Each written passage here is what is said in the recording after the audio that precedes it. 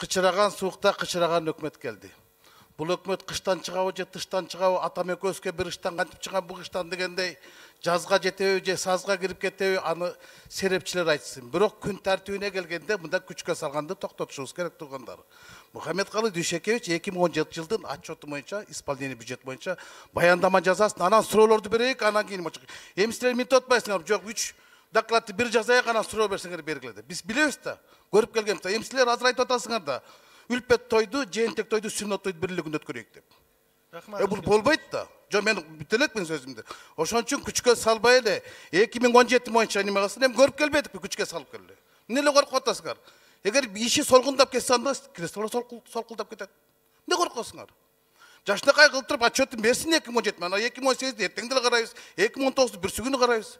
Күчкө салганды токтотоюк. Анан адвокаттык кылбай эле койгула, өкмөттүн өзүнүн кишилери бар. Рахмат.